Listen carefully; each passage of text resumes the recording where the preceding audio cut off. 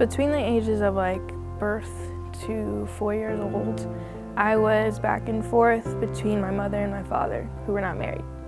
And my dad lived in his mom's garage. And then my mom was just in and out of shelters and not making the best decisions. We had this little room with bunk beds, and my mom was sleeping on the bottom bunk bed, and I was maybe 3. And I was hungry. And she was like, just go down the hall and go find some food. And I don't know why, but that memory sticks out to me. And in the cafeteria section of the shelter, everyone owned cubbies, and that's where you could keep your food, your snacks, and ours was empty.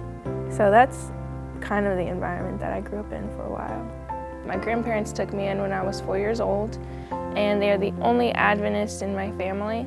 And so it's a miracle that I ended up with my grandparents, and they were able to give me that Adventist education from kindergarten to college.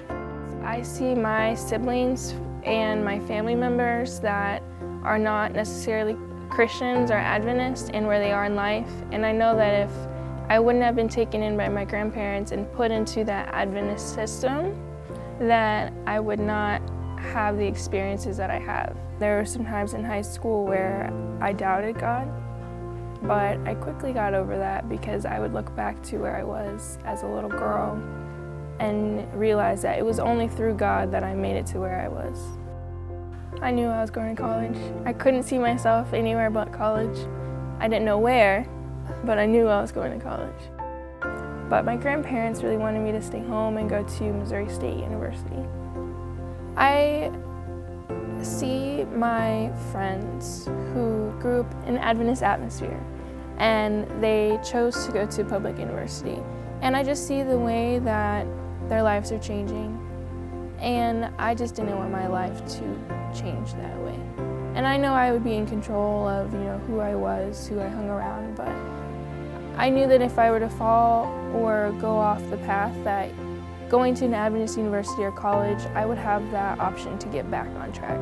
I'd have the support, the church, the staff, and that's something that I need. I need backup. I need people to hold me accountable. And I feel like if I would have went to a public university, I wouldn't have that. Spirituality is ever at Union. It's very clearly embedded in the atmosphere. They don't really force it on you. It just kind of radiates through them, And in classes, the teachers they talk about Jesus and just bring it into the conversations. My RA, he comes and he asks if he can come pray with me at night when he checks us in. Growing up in a family that believed in God is an incredible part of my life, and I have always carried that with me. When I was older and came to college, though, I felt like I didn't own my faith, that it was something that I just had kind of always known about and had always done, but I didn't truly own it for myself.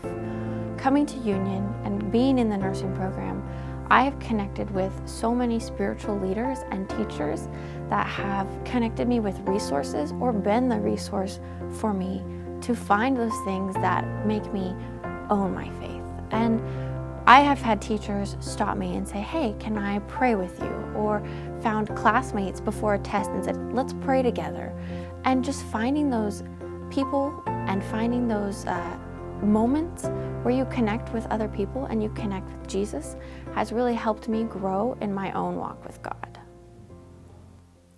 The data that we've gathered over the 10-year study says that our students at Union College, when they graduate, stay actively involved in the church and in their connection with Jesus Christ at a much higher rate than the national average suggests. We have something happening at Union College that demonstrates Christ's presence here and the impact it's having on our students that lasts more than when they're at Union College, that it carries on into their future life.